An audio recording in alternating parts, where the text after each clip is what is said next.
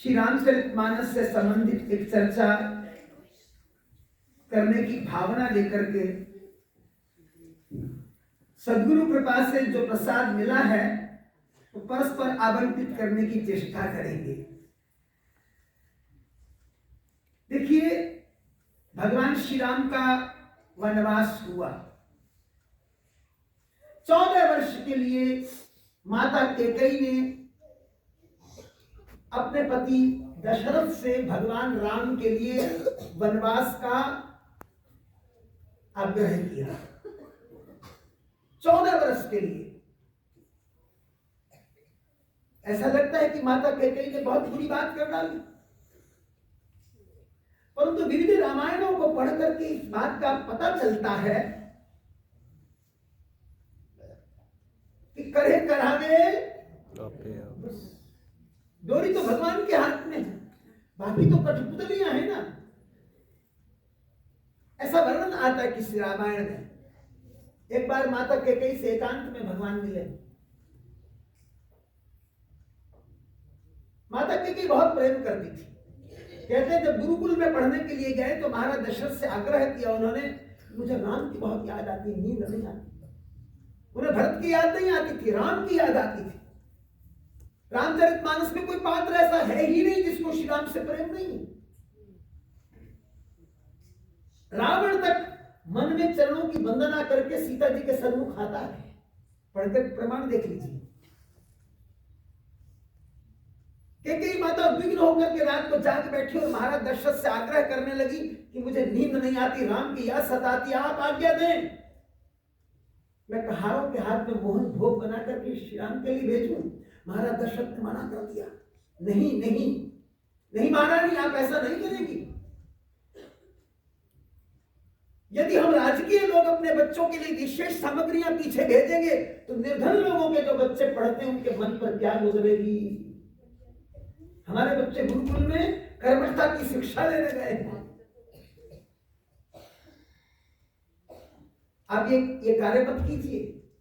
माता कैकेयी महसूस करके रह गई, इतना प्रेम करती थी। भगवान राम एकांत में मिले और कहा, माते आप बहुत प्रेम करते हैं। कहा, जीवन न्यौछावर कर सकती हूँ कृष्ण राम आपके लिए। कहा, मां सच में? तो कैकेयी के मुख से निकल गया, तुम पढ़ लो ना, ये जीवन तुम पर वार सकती हूं। अच्छा, तो मां एक काम करो, मेरा अवतरण यहां रह करके राजपाट भोगने के लिए नहीं हुआ। बड़ा दार्शनिक चिंतन है। मैं तो इस धरा पर अवतरित हुआ हूं सुरकाज करने के लिए। और जब तक मोह का साम्राज्य बैठा हुआ है, मोह के साम्राज्य के सामने राम राज्य स्थापित हो जाए तो राम राज्य की महिमा क्या। ध्यान देना इन शब्दों पर। भगवान राम कहना चाहते हैं कि अयोध्या में दशरथ का राज है और सामने दशमुख का राज है लंका में। चल सकता है, कोई बात नहीं, पर अयोध्या में राम राज्य की स्थापना तब तक नहीं हो सकती जब तक दशमुख रूपी मोह बना हुआ है। दो चीजें नहीं रह सकती एक साथ। राम और काम दोनों नहीं रह सकते। रावण काम है और श्री राम अखंड ज्ञान है। ज्ञान का सूर्य जब प्रकट होता है तो भीतर की वासनाएं, मोह आदि सब नष्ट हो जाते हैं। तो कितना सुंदर दृश्य है। तो मां, मुझे राम राज्य की अनुकूलता सुनिर्मित करने दो। राम राज्य आसानी से नहीं आता। संकेत मेरा समझ रहे हैं आप सब? मां ने कहा, राम कहो मुझे क्या करना होगा। मां, तुम प्रेम करती हो ना मुझसे, महाराज से मेरे लिए वनवास मांग लो। फूट फूट करके रोई कि कई वचनबद्ध हो चुकी थी। हे राम, तुमने क्या कह दिया? कि बस मां, तुम्हारे प्रेम का मुझे यही आश्रय चाहिए। अब देखो, भगवान राम के वचनों से आबद्ध होकर के उन्होंने महाराज दशरथ से वनवास की मांग की। ये तो कैकेयी ने, श्री राम की जननी, श्री राम के पास रहने वाली, राम को लाड लड़ाने वाली, कैसे राम विरोधी नहीं हो सकते? मानस में कोई पात्र ही नहीं राम विरोधी है। सब राम का कार्य कर रहे हैं, सब राम की उंगली से बंधे हुए धागे के साथ कठपुतलियों की तरह खेल खेल रहे हैं। वनवास हो गया, आप सबको पता है। पहली रात तमसा नदी के तट पर व्यतीत कर डाली। अयोध्या के लोग पीछे लग गए, रथ के पीछे भागे, पकड़ करके भागे। भगवान ने तमसा नदी के तट पर रथ रुकवा दिया और वहां विश्राम किया। तो फिर भगवती सीता ने अपने योग माया से सबको सुला दिया और फिर ब्रह्म मुहूर्त में रथ हकमा करके निकल गए। श्रीमुदेरपुर में पहुंचे, राजा गुहराज की नगरी, निषाद गुहराज की नगरी। निषाद राज को पता चला भगवान आ रहे हैं। अपने भील खोल के हाथों को सावधान किया, उनके लिए व्यवस्थाएं करने लग गए। अगवानी करने के लिए आए, भगवान की अगवानी की गई, आग्रह किया गया, महाराज कुटिया पवित्र कीजिए। और भगवान ने क्या कहा? पिताजी की आज्ञा लेकर के हम आरण्यक जीवन जीने आए हैं। इस जीवन में घरों के अंदर निवास करना हमारे लिए अपेक्षित नहीं है, तो हमें आरण्यक निवास में ही आनंद मिलेगा। निषाद राज, आपका प्रेम हम प्राप्त करते हैं, परंतु कृपया हमें घर में निवास करने का आग्रह न करें। कहते हैं अशोक वृक्ष के नीचे कुशा की सांथरियां तुरंत निर्मित कर दी गई, कुशा की चटाइयां बना दी गई, गीली गीली कुशा को काट कर लाया गया, चटाइयां बना दी गई और भगवान राम सीता संध्या काल में संध्या के उपरांत उस पर विश्राम करने लगे। और उधर लक्ष्मण जी साक्षात वैराग्य, 14 वर्ष के लिए नारी और निद्रा का त्याग, भगवान के संग खड़े। देखो, ज्ञान और वैराग्य संग नहीं रहेंगे तो कैसे होगा? जब तक वैराग्य नहीं है तब तक ज्ञान हो ही नहीं सकता। और भक्ति तो सीता जी साक्षात है। आज ज्ञान, भक्ति और वैराग्य तीनों एकत्र हुए हैं। कहा? श्रृंगवेरपुर में। और कुशा की सांथरी पर ज्ञान और भक्ति शयन कर रहे हैं। ज्ञान और भक्ति को सोते देखकर निषाद राज के मन में करुणा जगी, संवेदना जगी और संवेदना में कहने लगे कि देखिए ना महाराज,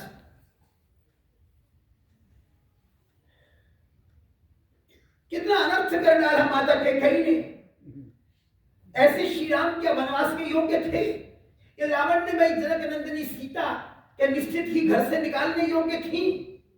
अनर्थ कर डाला। लक्ष्मण जी ने देखा तो गुहराज रो रहे थे। रोते रोते ये कहने लगे कि महाराज देखिए, मुझे बहुत दया आ रही है। श्री रघुवीर की कानन जोगू, कर्म प्रधान सत्य कही लोगू। दुनियादारी की कहावतें उनके मुख में जड़ी हुई थी। दुनिया सच कहती है कि संसार कर्म प्रधान है, हम भी यही कहेंगे। असत्य के अंदर यही भाषा बोलेंगे सब कि दुनिया सच कहती है कि जगत कर्म प्रधान है। सचमुच देखिए ना, ये सीता और श्री राम क्या वनवास के योग्य हैं? फिर यहां तक कह डाला के कई नंदिनी मंदमती, कठिन कुटिल पन कीन, जही रघुनंदन जानकी सुख अवसर दुख दीन। देखो, कैकेयी ने कितना अनर्थ किया, सुख के मौके पर दुख दे डाला। राम राज्य की स्थापना होने जा रही थी, वनवास दे दिया।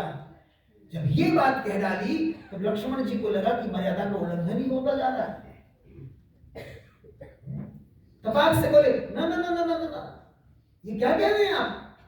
आपको ऐसा नहीं कहना चाहिए। क्या जो मैंने सुना है वो सत्य नहीं है? क्या ये घटना नहीं घटी? क्या माता कैकेयी ने सचमुच महाराज दशरथ से श्री राम के लिए वनवास नहीं मांगा? लक्ष्मण जी हंसे, उन्होंने कहा, निषाद राज ध्यानपूर्वक मेरी बात सुनो। बोले लखन मधुर मृदु वाणी, ज्ञान विराग भगति रस सानी। कैसे? अपने मन को ज्ञान, वैराग्य और भक्ति से परिपूर्ण करके बोले। केवल बुद्धि का चातुर्य नहीं था, केवल रटौता रटी नहीं थी। और क्या कहा जो कल महर्षि ने कहा था, काहू न कोऊ सुख दुख कर दाता, निज कृत कर्म भोग सब भ्राता। अब देखो ऐसा लगने लगा निषाद राज को कि जो मैंने पहले बात कही कि कर्म प्रधान सत्य कहूं लोगू, ये बात बिल्कुल सच है। अब लक्ष्मण जी ने मेरे मन की बात कर दी। तो उसने प्रभात से कहा, तो भगवान श्री राम का कोई कर्म था ऐसा कि उनको इन सांतरियों पर सोना पड़ा, महल छोड़ करके, महल त्याग करके, मखमली आस्तरण त्याग करके आज वन में विश्राम करना पड़ा? लक्ष्मण जी ने पूछा, एक बात बताओ निषाद राज, भगवान क्या कर रहे हैं? लोग तो सो रहे हैं। बोले कैसे सो रहे हैं? बोले वो तो पूर्ण आनंद में सो रहे हैं, देखना। बोले तुम क्या कर रहे हो? अब तो निषाद राज का चेहरा फीका पड़ गया। लक्ष्मण जी ने कहा, बोलो ना, तुम क्या कर रहे हो? तो मैं रो रहा हूं। तो बोले कि तुम्हारे कर्मों का फल हुआ ना, वो तो आनंद में है। फिर उन्होंने समझाया, अरे भाई, संसार में जब अज्ञानता व्याप्त होती है, असत में जीव ऐसे ही बोलता है। भगवान को कर्म व्याप्त नहीं होते, कर्म तो जीव को व्याप्त होते हैं। एक बात समझ लो कि ये जो संसार दिख रहा है, गो गोचर, आंखों से दिखने वाला, इंद्रियों को प्रतीत होने वाला, जहां तक है सब माया है। इसके ऊपर श्री राम है।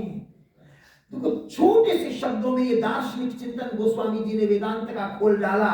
जोग वियोग भोग भग मंदा, हित अनहित मध्यम भ्रम फंदा, जन्म मरण जह लग जग जालू, संपत्ति विपत्ति कर्म और कालू, धरणी धाम धन पुर परिवारू, स्वर्ग नरक जह लग व्यवहारू, देखिए सुनिए गुनिय मन माही, मोह मूल परमार्थ नहीं। ये परमार्थ नहीं है, ये सब माया का प्रपंच है। और इस प्रपंच में जो रोना हंसना है सब खेल है, क्योंकि ये सपना है। अरे सपने में कोई भिखारी बन जाए तो आपकी करुणा वहां क्या करेगी? झगड़े पर तो भिखारी नहीं है। आगे यही बात लिख दी, सपने होई भिखारी नृप, रंग नरकपति होई, जागे लाभ न हानि कछु, तिनि प्रपंच जिया सोई। अरे ये प्रपंच वैसा ही जैसे सपने में कोई भिखारी बन गया, जागने पर तो नहीं होता ना। अब तो हैरान हो गए कौन? निषाद राज।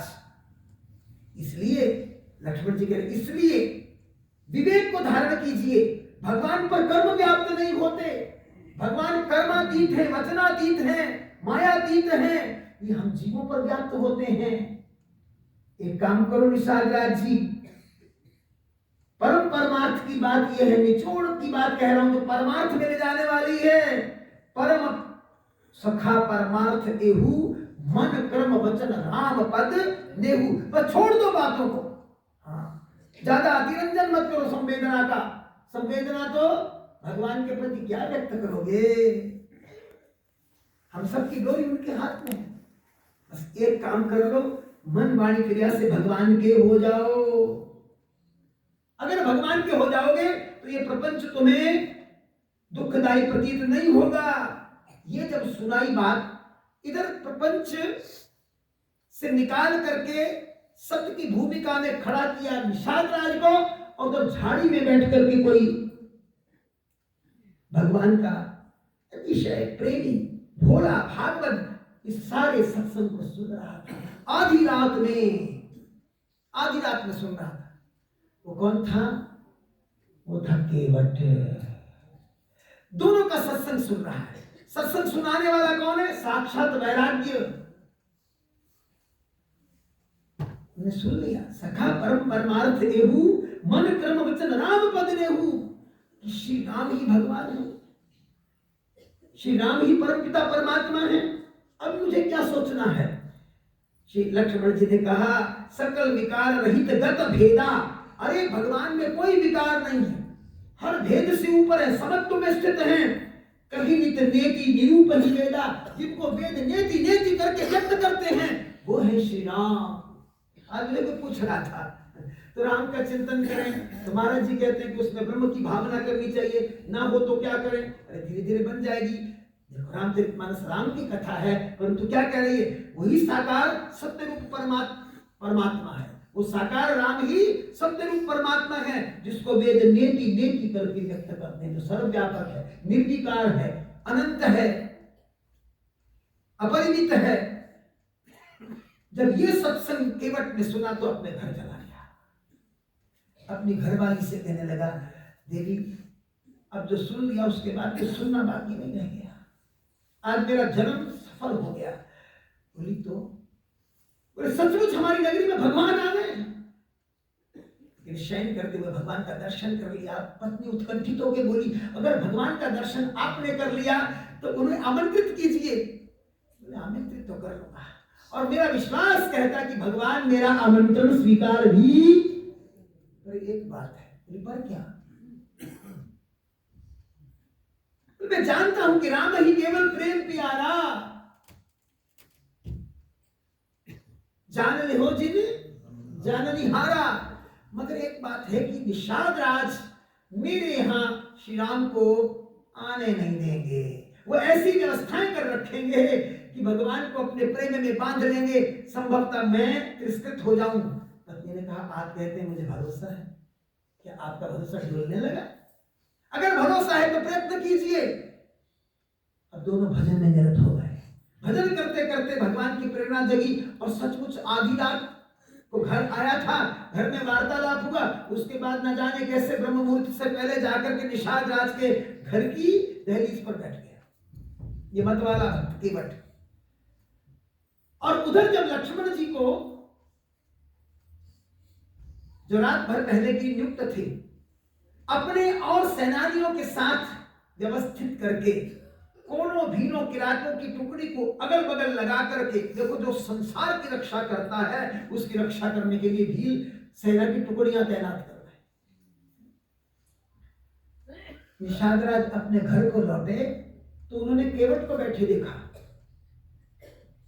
अरे बोले केवट तुम यहां इस समय क्या कर रहे हो?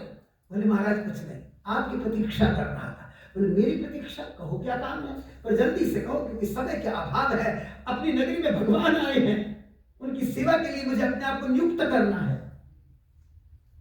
ये बात जब कही तो केवट ने कहा महाराज अपनी कोई वस्तु मांगने आया हूं, आप दे सकते हैं मगर थोड़ा सा अपने हृदय पर हाथ रख लेना। बोले देखो पहलियां मत बुझाओ, समय तो है ही नहीं, जो मांगना झट से मांग लो। बोले मैं झट से भी मांग लूंगा महाराज, लेकिन वस्तु अपनी ही मांगूंगा, आपसे कुछ नहीं मांगूंगा।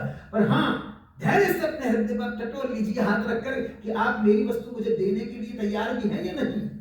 बोले देखो इस बात का मेरे पास समय, झट से बोलो क्या मांगना चाहते हो। बोले महाराज एक बार आप शिकार के लिए गए थे। हाँ तुमने पानी पिलाया था। बोले तब आपने कहा था कुछ मांगो, मैंने कहा था समय पर मांगूंगा। आज मेरी वस्तु मांगने का समय आ गया। बोले मांगो मांगो, एक नहीं दो मांगो, यही बात है तो मांग लो, कोई बात नहीं, तुम्हारा उधार मेरे सिर पे है। देखो केवट ने क्या मांगा। आज फिर देना चाहते हो तो केवट को ये दे दो कि गंगा जी के घाट पर किसी की नौका खड़ी ना हो, खड़ी होगी तो फिर इस निर्धन केवट की नौका खड़ी होगी। निषाद राज अवाक रह गए, क्या मांग लिया तुमने? वचनबद्ध हो गए थे, रघुकुल रीत वचन जाए पर ना जाई। आजकल तो यही हो रहा है, असीकड़ा लिख के दे देता जी, मुंह तो ही किया है। लेकिन इस देश में, इस राम की संस्कृति में रघुकुल रीत सदा चली आई, प्राण जाए पर वचन न जाए। निषाद राज ने कहा कि तुमने बहुत बड़ी बाजी मार ली, मैं वचनबद्ध हूं। उधर सूर्य उदय हुआ, उधर ढिंढोरा पिट गया। आज गंगा जी के घाट से अपनी अपनी सारी नौकाएं हटा करके 2 कोस दूर ले जाए। सब आदेश से बंधे हुए थे और अपनी अपनी नौकाएं लेकर के 2 कोस दूर अवस्थित कर दी। और इधर केवल अपनी टूटी फूटी जीर्ण शीर्ण नौका लेकर के नौका पर सवार होकर के केवट बैठा है। बीच का मैं प्रसंग छोड़ दूंगा कि भगवान राम ने किस प्रकार अपने आप को आरण्य की व्यवस्था दी और सुमंत जी को कैसे विदा किया, ये बहुत लंबा प्रसंग है। लेकिन जब गंगा जी के घाट पर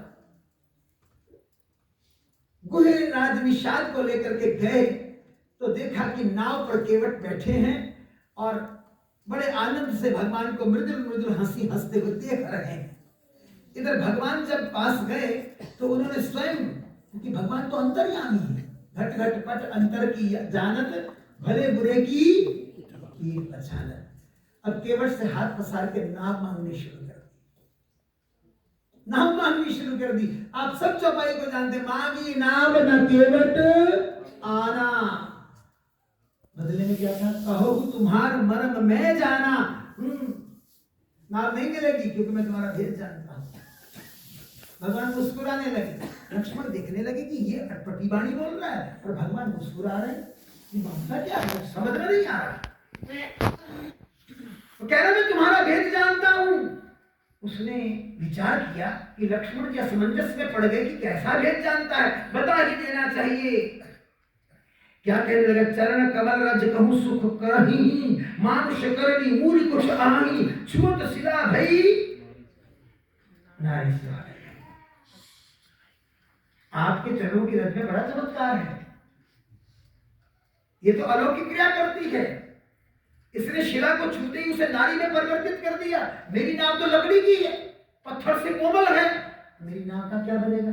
दूसरी बात है महाराज, आपके पैरों को छूने से ऋषि कन्या पैदा होती है और मेरे घर में पहले ही पत्नी है, मुझे आवश्यकता नहीं है। फिर एक व्यक्ति कमा करके एक पत्नी को पाले, उसके परिवार को पाले, दो पत्नियां। फिर दूसरी बात है, चलो आपके द्वारा उत्पन्न मेरी नाव में अगर परिवर्तन आवे, उत्पन्न ऋषि कन्या भजन भी करे तो मैं तो बंध जाऊंगा। इस नौका से कमाकर परिवार पालता हूं, यही प्रतिपालू सब परिवार हूं, इसी से मैं सारा परिवार पालता हूं। तो मैं कौन सा कार्य करूंगा महाराज। इसलिए एक काम करो, अगर आपको पार जाना ही है, अगर आपको पार जाना ही है, देखो जीव भगवान को पार करने के लिए शर्त मान रहा है, तो फिर ये कहिए मुझे, जो प्रभु पार अवश्य गा चहु, मोहि पद पदम पखार न कहो। कहीं केवट ने नहीं कहा कि मैं चरण धोऊंगा, कहा नहीं, आपको जाना तो आप मुझसे कहो, मैं आपके चरण धो लूं, अपनी संतुष्टि करूं। अब भगवान के पाले में गेंद है, आप कहें मुझसे, और इधर भगवान हंसने लगे। केवट ने बात जारी रखी, पद धोई कमल चढ़ाई, नावना नाथ उतर आई चहो, वही राम राउर आन दशरथ शपथ सब साची कहो। महाराज देखिए, चरण कमलों को धोने के बाद मैं आपको नाव में बिठा के पार करूंगा, कोई उतराई में नहीं लूंगा, कोई किराया नहीं लूंगा आपसे। हाँ, मुझे आपके पिता की सौगंध, दशरथ महाराज की सौगंध, जो कुछ कह रहा हूं बिल्कुल सत्य सत्य कह रहा हूं। लक्ष्मण जी ने देखा कि अटपटी बातें करके पहले भगवान का अपमान कर रहा है, अब हमारे बाप को चला गया, कैसा बंदा है। श्री राम की ओर देखने लगे, विस्मित भाव से देखने लगे। केवट ने पहचान लिया कि लक्ष्मण ने थोड़ा सा आक्रोश आना प्रारंभ हो गया, तुरंत बात बदली और क्या कहा, बहु तीर मारो लखन पे, जब लगी न पाए पखार हूं, तब लगी न तुलसीदास कृपाल नाथ पार उतार हूं। ये लक्ष्मण जी आवेश में आके भले आज तीर मार दे, उन्हें ताना कसती, तीर मार दे, कोई बात नहीं, मार दे, पर फिर भी मेरी शर्त है कि जब तक पैर धोऊंगा नहीं, नाव में बिठाऊंगा नहीं। मैं पूरी कथा नहीं सुना पाऊंगा, समय आज्ञा नहीं दे, कल तक सुना देंगे, कोई बात नहीं, लेकिन इसकी पृष्ठभूमि सुना दूंगा। ये जो लक्ष्मण जी को व्यंग किया केवट ने, इसकी पृष्ठभूमि है। पूर्व जन्म में ये केवट क्षीर सागर का कछुआ था। अब क्षीर सागर में जितने जंतु जीव रहते वो चैतन्य है, वहां भगवान का वास है, सर्व साकार रूप में विष्णु भगवान वास करते हैं। एक दिन मन में उमंग आई, भगवान के चरण चूम लूं। वो कछुआ तैरता हुआ भगवान के चरण के पास आया और भगवान किस पे सोए हुए हैं, शेष की शैया पर। उसी समय शेष ने फुकारा मारा, बस लुढ़क गया कछुआ, जीवन लीला समाप्त हो गई। अब आपने तो सुना महाराज, अंतमता, अंत में क्या था मन में कि भगवान के चरणों का चरणामृत मिल जाए, बस प्रणाम तो हो गया। और आज वो केवट गंगा नदी में एक नौका चलाने वाला बनकर उत्पन्न हुआ। इसलिए कह रहा है कि भले फिर से तीर मार दे, कोई बात नहीं, लेकिन आज जो मैंने शर्त रखी है वो पूरी करके रहूंगा, भगवान के चरण धोकर ही नाव में चढ़ाऊंगा। तो भजन गा लेते हैं और फिर कल यही प्रसंग चलेगा, है ना। आइए इसी संदर्भ में भजन गाएंगे और आप सब मिलकर के गाएंगे, कल फिर यही भाव बना करके